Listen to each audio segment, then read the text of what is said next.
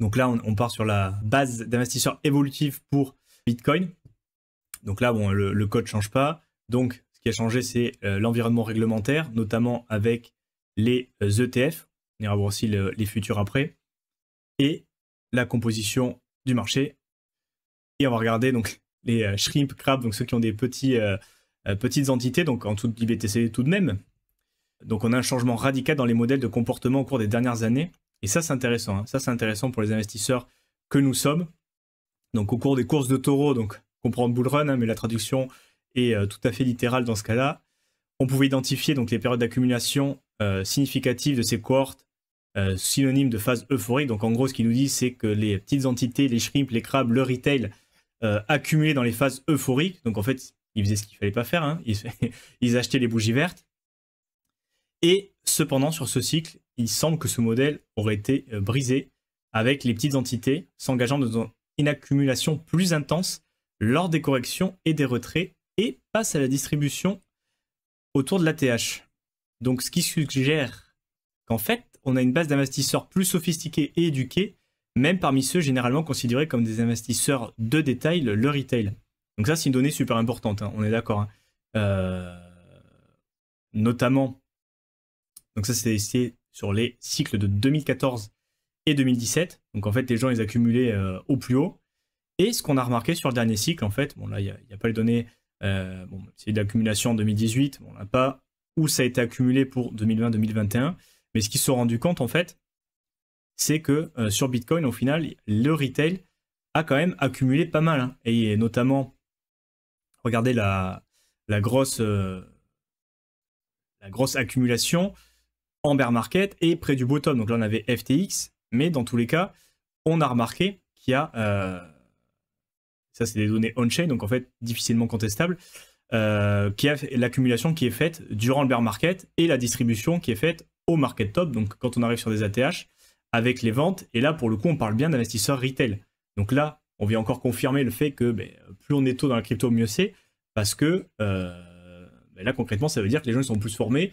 Et alors, je ne sais pas s'ils ont suivi Crypto Investisseur, vous avez le lien en description, mais dans tous les cas, ils ont compris pour la plupart que c'était bien d'accumuler dans le bear market et de vendre quand on est proche de l'ATH ou sur l'ATH. Donc ça, c'est quelque chose qui a changé par rapport au cycle précédent, où non seulement, vous avez vu, et on va le voir après, qu'il y a moins d'investisseurs retail sur BTC, où c'est plus eux qui font bouger autant le prix, qui sont responsables des volumes et de la liquidité.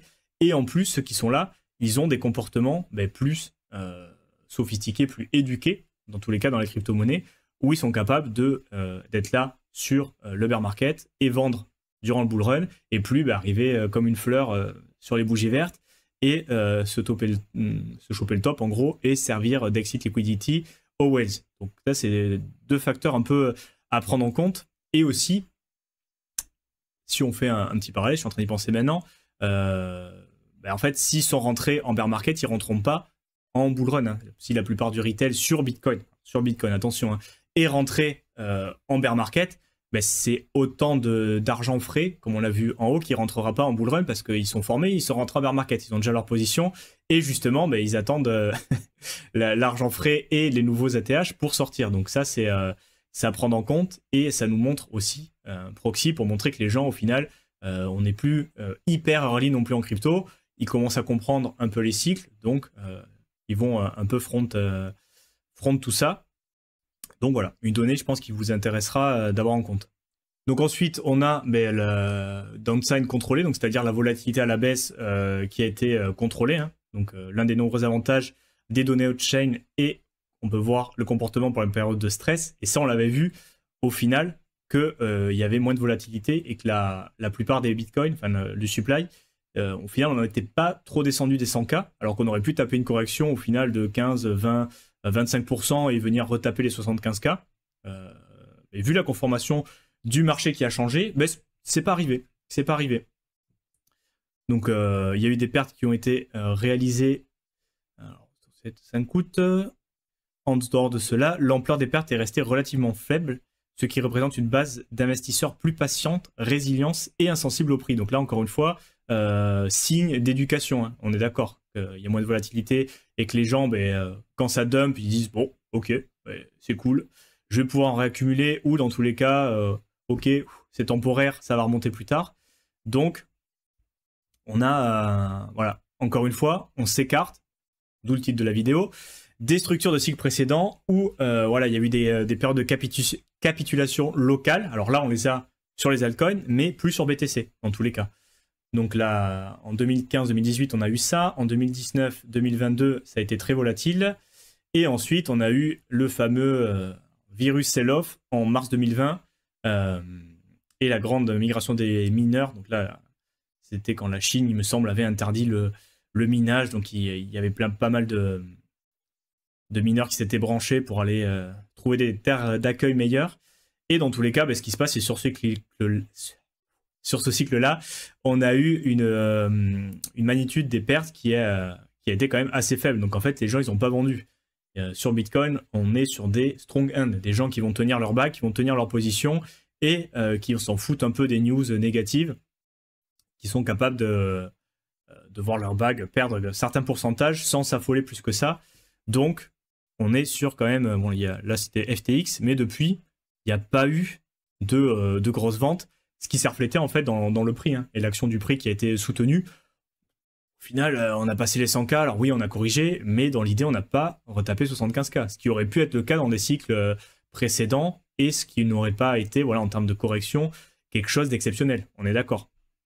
Donc en fait, ça vient confirmer, on file un peu les idées qu'on a vues durant aussi pas mal de lives et toutes les vidéos sur la chaîne, que ça devient de plus en plus mature, et là on se concentre principalement sur Bitcoin. Alors que sur les altcoins c'est différent, mais dans tous les cas on se rend compte que au moins sur Bitcoin, donc qui est peut-être le plus compris, on a quand même mis un certain nombre d'années pour le faire accepter, le rentrer dans l'institutionnel, mais maintenant qu'ils y sont, ils ont compris comment ça marchait, bon, on va pas leur faire lâcher leur bas comme ça, quoi.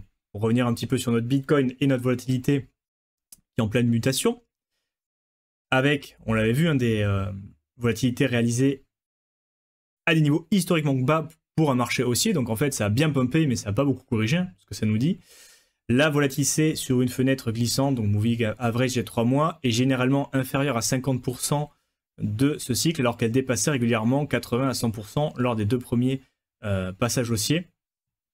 Là, vous voyez, hein, tout se tasse en fait, hein, la volatilité, les gains, mais on avait pic. Donc sur le cycle de 2015-2018, on avait sur 3 mois un pic de volatilité à 144%. Donc 144%, ça commence à piquer. Hein. 2018-2022, 110, c'était quand même assez important. Là, pour l'instant, en pic, sur les 3 derniers mois, on a 60%. Donc la moitié des cycles précédents, voire un peu moins, mais bon, peu ou prou, on est sur la moitié du dernier cycle, donc moins de volatilité, on l'a vu. Hein.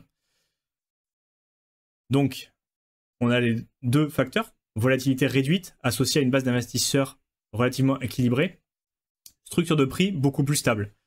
Donc, grande séquence des prix qui a fait monter les escaliers, un profil de tirage, donc en fait, bon, tirage c'est le drawdown, donc les corrections qui sont plus contrôlées, donc plus faibles par rapport au cycle précédent.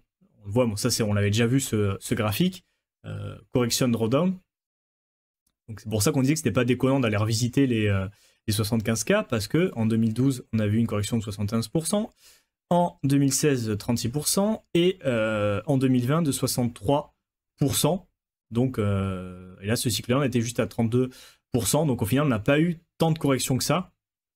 Et dans tous les cas, encore une fois, si on regarde au cycle précédent, qui est quand même le plus intéressant en termes de métrique, parce que le marché en 2017, il n'avait rien à voir, c'était que du retail, et il y avait beaucoup moins de monde. Là, en 2020-2021, bon, c'était quelque chose de plus similaire par rapport à ce qu'on a ce cycle-là, donc moins 32%, et encore une fois, une valeur divisée de 2. Et donc, en fait, on se rend compte que, bon, déjà, tu as Bitcoin qui continue de s'imposer comme une valeur intéressante au niveau international, qui a vraiment de la valeur pour le coup, et on a ces facteurs qu'on va aller voir après dans l'autre rapport.